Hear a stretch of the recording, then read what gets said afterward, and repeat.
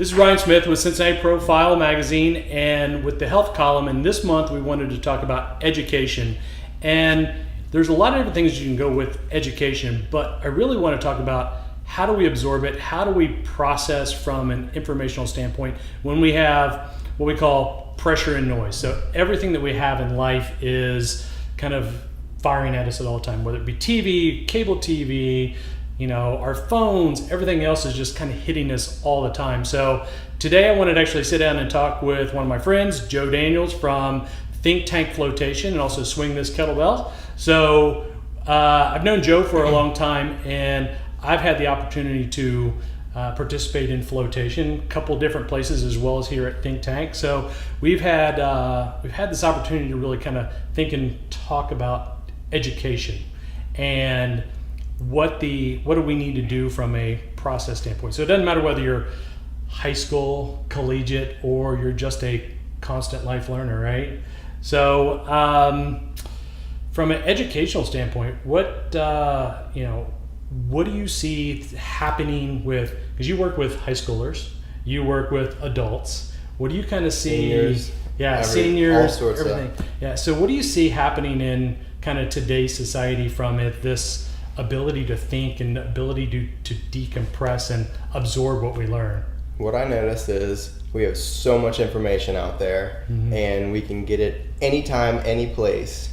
It just becomes too much for us to handle. Basically, we're not dividing, we're not partitioning where information is going. Right. So we're learning something as you're walking across the street, not paying attention to your immediate surroundings, right, and almost getting hit by a car. Right. And I see this stuff all the time. People staring at their phones. It doesn't have to be learning. You're learning a social network. You're learning friends. You're learning what you're going to do tonight. It's all learning. It's all right. It's repetitive, different things, but there's just too much of it, and people aren't paying attention to what is more of our basic needs. I feel is. It happens in exercise. You right. see 1,000 different ways to train something or to do something better. Most of those are written by someone that is getting paid to just write more right. content. Exactly. So more content doesn't mean better content, right? Yeah. So I just think we're missing that decompression and that just give it a chance to sleep. It's like cramming for a bar exam when you probably shouldn't be staying up all night, having 7 Red Bulls in a row, taxing your sympathetic nervous system, getting your adrenaline so high that you can't even read straight, right, when you could better take it slower and get proper rest, take a 20-minute nap, take some deep breathing, 10 deep breaths. Does not take very long, right, and it goes a very, very long way. So with a flotation tank or pool or wherever you're at, decreased environmental stimulus. It's not sensory deprivation. We're not right. depriving anything. Right. We're just lowering the input. Right. So it could be lowering of sound, much like a library. You have right. libraries that are quiet. Libraries aren't incredibly rainbow bright, colorful everywhere. Right. So they're trying to create a space that allows you to focus, and that's what I see people missing. They're right. missing on focus. Right. Mindfulness, awareness, these are all big buzzwords now, but right. it's true. It really is. So that restricted environmental stimulation, being in that tank or that flotation pool is wonderful, because it not only gives you a chance to not notice everything, every bird and every mosquito that goes by, and every sound, and you're even feeling like we're lowering that down. Like the water is 93 is your average skin temperature. Right. So you're laying there. The longer you stay in there, the brain starts sensing that not a lot of stuff is coming in through all of our senses, so we can actually tune ourselves down, tune the body down. Right. Tension in the body is tension in the mind. Tension in the mind is tension in the body. Right. So it's like running around with if you're tense all the time, it's like driving your car with your emergency right. brake on a little bit. Right. It gets very taxing for the brain, because it's very interesting. I could go on forever. Oh yeah, I know. It's really cool. So to me, one of the things, like when we're processing, if I'm trying to learn, I need to be in my quote unquote human brain, right? So that prefrontal cortex, I need blood flow there. And when there's so much input that's coming in around me, I'm in a constant state of fight or flight, right? You're reacting to everything in. Absolutely, right? So it's constantly firing at me. I'm in that midbrain or even that brain stem where my brain just can't work, and it's firing. It's like, okay, is that a lion in the woods? Is that my phone going off? What's going on? I got to study this. Have just no ability to down regulate so that I can get blood flow to my front of my brain, right? And it's chronic. Right. Like this is happening all the Right. time. People, you're reading, you might start reading a book at night, but you're on a tablet now, and Right. that Facebook notification pops up, and you can't fight the urge to do it because it's now a habit. Right. We get that ding, whatever, another ding. Right. I hear your ding, and I check, well, that Right. wasn't my phone, that was Ryan's. Right. It's constant. Right. I mean, it's just, Right. so we're not getting that, and all of a sudden you're reading books or watching or all this that, you're breathing up here, Right. and you're creating that sympathetic nervous system Right. activation versus the opposite of we want to actually relax, get recuperative rest with the parasympathetic Right. to sleep. Right. Yeah, we know like 2/3 of the population is dealing with sleep issues, right? I mean, it's like, okay. At least, how many? I don't know Right. too many people that say I sleep wonderfully. Exactly. If they do, a lot of them resort to alcohol. Right, exactly. That wasn't restful sleep. Right, That is exactly. knocked out. Exactly. That's completely different. And I'm fortunate that I'm one of those people that I take care of my sleep as well. But that is, I'm in that 1% then, right? And Yeah. same with you. It's We study that stuff and we pass it on the information to people, so we got to practice it. Exactly, right? So, and I track sleep, so it's like I kind of see what's going on and can measure, and if something comes up, I can figure out what it is, and I can make the choice whether I'm going to do it again or not, right? But from a brain standpoint, we need to create that space for it to download, right? I guess is You have to give it so it's not overheating. Like Right. you can drive your car. Can you drive your car straight to California? Yes. Should you drive your car without any brakes? right, Probably something's gonna happen. We gotta test it. Allow it to cool down. Allow everything. I mean, it gets hot. Right. We need to right. allow it to chill. Right. Yeah. So a couple of things I want for people then who's listening and watching. I want to do a couple things. So let's talk about an easy way that anybody can start to get rid of some of that pressure and noise. What's one of the easiest things that they can do?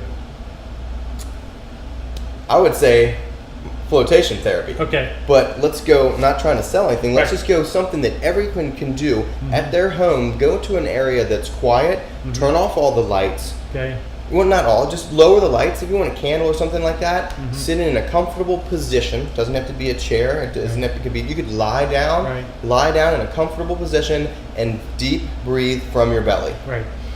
Spend 3 to 5 minutes. Right. You may even fall asleep. Right. If Yeah. you haven't done that in a long time, it's just start low, and then I could say if you want to take it to the next step, we're trying to create an environment that doesn't have the barking dog, that doesn't have the fighting neighbors in the apartment upstairs. Right. You could have a wonderful Zen-like apartment, but you don't know what's up above or to the right or the left or below. Exactly. So the flotation tank is wonderful for someone to go, and then some just different. Obviously, you're paying for time to be able to be in it, but it's such a concentrated dose of what we're looking for in sleep Right. that it can help with kicking out the circle, Right. or breaking the cycle of bad sleep. I'm so stressed, I need to sleep. I'm not sleeping, I can't be unstressed. Right. There's constantly the bad stress cycle going around. Right. And if all that's going on, then also what happens from a nutritional standpoint? Do you eat quality foods when you're highly stressed? No, not Okay. not unless you force yourself to, Right. and that's 1% probably. Exactly. And then You want more sugar to the brain, right, you more got more glucose. sugar. You're making bad choices. And then if you're so stressed, even if you're eating the best food, you're still not. You can't absorb it. Exactly. Exactly. Yeah. So then we go from okay, if you're highly stressed, are you going to work out? Some people think that, here's what I talk a lot. Some people think that they're probably not. Then some people say, I force myself to work out to deal with the stress. Well, I'm saying you're so stressed out already, you're going to do some high intensity interval training for 35 to 40 minutes. Right. You're going to add another stress pancake on top of that stack. Exactly. Yep. Because your body can't handle it. You might think mentally you're so strong, but the mind and the brain are very, very different. Absolutely. The mind to me is what your experiences of all your physical and things, experiences, a collection of your experiences and how you've dealt with them. Right. Exactly. How I react or respond, every part of it, and it goes you through get my used full, to that. and it's through my full body, right? My big toe has to deal with my experiences, right? It's everywhere. So if it's going to affect our ability to work out, it's going to affect our ability to recover from a workout. Definitely, yeah. It's going to affect our nutrition. It's affecting how we sleep, and then it's affecting our mental performance, right? So pretty much every aspect of our life, and then you throw in relationships, right? If I'm highly stressed and I'm not taking that moment, what happens to when your significant other, right? It's like I'm barking at them. It's the little minor things, and all of a sudden it's I'm snapped, right? Sure. And that's no way to live as well. And then I can't think, right? It's one of the things you got to do. If we're we're human beings, not human dudes. Right. That's why I don't like the sensory deprivation thing. Right. When there's studies out there of depriving someone, people think, well, 3 or 4 days, no food. Well, that's not happening. Right. 3 or 4 days, no light, no sound, or stuff like that. That's not happening. Right. Just a short period of restriction, a short period of being away from your loved one. Right. After 3 or 4 months of being with them every day, you haven't seen them. All of a sudden, it's like, right. I can't wait. Right. That's wonderful. Yeah. Restriction is very, very good for our brains because we don't get complacent about things. We don't become. It doesn't develop into a habit like, oh, this person always going to be there. I'll do whatever I want. Right. And you start having bad, like I said, bad relationship. It's all relationship with anything. It's a relationship with your food, your food environment, your gym, your friends, your spouse, or whatever. Right. It's your relationship with yourself. Exactly. Yeah. How do I relate to this? What some would call a meat suit, right? It's that. How do I get all of this to work together, right? And so you may have challenges with your body, but at the same time, what can I do to become better, right? So giving that a little bit of time for your body and your brain to decompress, and it's not just sleep, right? It's like we've got to give it time to really. You can relax while you're doing things. That's an interesting thing. If you have good sleep and you have, say, the flotation tank is a tool that allows you to be in a situation and think, I remember how I breathe. I focus on my breath in that situation, in that float tank. Then now I'm getting ready. I'm visualizing, say, a bike race or a run, and my heart rate's at 170, and I haven't even crossed the starting line. Right. Let's bring it down. Right. And then let's start. So there's many different places or aspects of your life that you can increase by focusing on the now. Right. Right. And what are you doing like basically with interoception is understanding the internal workings of your body. Right. Can you tell that your heart rate is really high without a watch or something? Right. Yes, biofeedback's great, but if you're not learning how you can do it yourself, I think we need that too. Exactly. And data is wonderful, but what am I doing with the data? Am I using it to get better, or am I just collecting? Just logging it. Yeah, exactly. Right. You have a whole terabyte of stuff from how many times you lifted a deadlift. Right. Exactly. So the one other thing though is like a lot of people are like, I couldn't imagine getting in a tank and being closed in a tank, and I know that's one of the fears of a lot of people. And as I kind of talk to people about, oh my God, you got to go try this. And they're like, oh, I couldn't be in a tank, and I don't feel like I can be. You tell people right away that you don't have to. Right. It's not necessary. Right. Is it the more optimal? Yes, but it's not necessary. And I've been in a couple places across the country that have open float pools.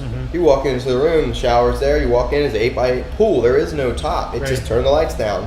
So there's once again, there's no locks on the door. There's no deprivation. You are in totally control. And understand, like I had there's a lot of things I do for the first time. If you don't have anxiety about doing something for the first time, something's not right. Now, crippling anxiety is not good. But if you're like, ooh, I don't know, this is an interesting new thing. If you get into a Ferrari for the first time, you're going to be a little anxious. Absolutely. Yep.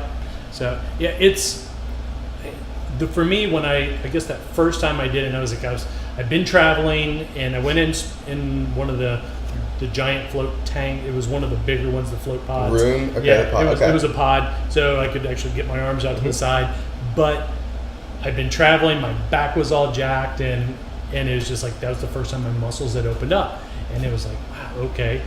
But not only that, I gave my brain space to just kind of download, and I created space in my own head. Yeah, and people understand fragmenting of hard drives. Right. Well, it's going really slow. Well, yeah, you've been using it. When's the last time you reset this? Right. How many windows do you have open? All this. Like, defragment your hard drive. Right. Well, think about it. You're just partitioning information. You're going over it, and you're separating. And where is this necessary? Is this junk? Right. And if you're constantly thinking about junk, without a chance to actually focus on what's important, right. that's what you're doing. That's what sleep should be. Yeah, absolutely. And it's just, we just got to have that time to, right? So, and I want to be respectful of everybody else's time. We've got to be respectful of your time. We've got, as business owners, we've got businesses to run and things to do, but this is super important for everybody to know. So it's not just, hey, go do float tank. That is part of it. You really need many other things. Yeah, there's a lot of things you can do. There's meditation, there's yoga, there's lots of different things that you can do to really being outside. Exactly. A walk out woods. in the park. Yeah. Yes. You sit in Washington Park if you're downtown for lunch. Right. Instead of sitting in a cafeteria with no light, go outside. Right. Even if it's once a week, because you might have 0 last week. Exactly. One is going to do something. You start noticing, like, you feel better under the trees and whatever. It doesn't have to be 100 degrees. Don't pick that day. Yeah. Pick a day that's comfortable for you. Right. Take your phone, leave it at home, leave it in the office, leave it wherever you're going. Turn it off. Turn it off. Yeah. Just go. Give it a few minutes to to download. Yeah. But yeah, so this is super important. So if you're from an educational standpoint, you need time to get out of your own head and allow your brain to process and your mind to process. You need your body needs to kind of get rid of some of all that excess tension. Yeah, it's tension. And so, yeah, exactly. And so, with some people, it's palpable. I mean, you walk into a conversation and you can just feel it if you're paying attention. Right.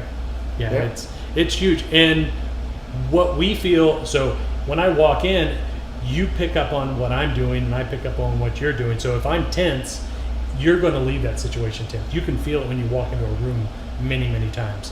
So, yeah, it's huge. So one of the things I want you to do, though, is I want you to come in, I want you to schedule a session. Even if you don't spend a full hour in a float tank, I want you to come in. You got to try this. You have to really give a chance for your body to just take a moment to decompress. So they're popping up all over. It doesn't have to be with us. If there's a place closer you up, if you're up in Ohio, there's a couple up there. If you're down in, wherever. Yeah, exactly. But it's something you really do have to try. So I want to thank Joe Daniels for being here. Think Tank Flotation. So you'll actually be able to touch on the screen and actually go to the website. You can get in there. You can book a session. If you've got questions, contact Joe. He'll be happy to answer any questions on that. Like to have a bunch of research and at the same time a lot of experiences, because sometimes experiences lead to the research. Exactly. Yeah. Can't be just based on that. Right. Yeah. And you really do have to experience it yourself. It's not, it's not just something because it's good for me that I'm going to go do it. That might be your initial way to get in there, but it's really something you need to try for yourself. We recommend people do a few times. The first time, it's such that new environment that it can be a little overwhelming. I remember my very first time, it was almost too much because I'm a go type of person. I've worked in gyms and ran my own lifting gym for almost 8 or 9. Anyway, long time. Right. Decade of a gym of sympathetic nervous system and just being a reaction. Someone drops a weight, someone hurts themselves. It's yeah. Yeah, absolutely. I can't even talk about it. Yeah, I know. There's too much. Same way. I've been between businesses and school and working in the stock market, all that. It's like, okay, that's probably the biggest thing I've learned to take care of myself in the last few years is kind of allow yourself to relax. Exactly. Yeah. And not just relax sitting and watching television, because that's more input. You could be watching. one of the best things I did a couple years ago is stop watching crime dramas or the news or anything right before I go to bed, because you're getting, it sounds, most people won't believe it, but anything you input.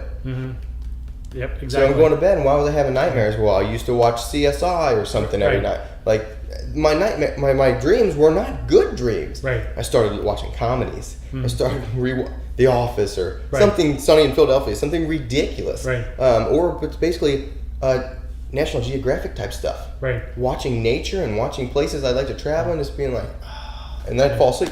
Right. Way better. Yep. Wake up better. Same way. You get up in the morning. What's the first thing you need to? You do not need to turn on the TV. You need to have that time for when you wake up, that your brain actually, you set and you rule your morning versus. I love to cook. Exactly. Yeah. So many cool things. So anyway, that I want you to kind of think about, how can I decompress?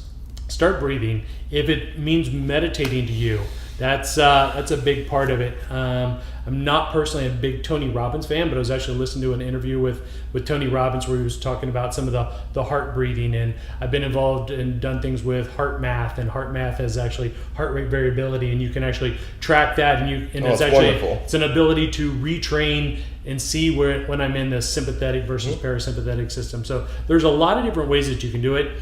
One of the ways that you can get out of that quickest and learn what's going on in your body is flotation.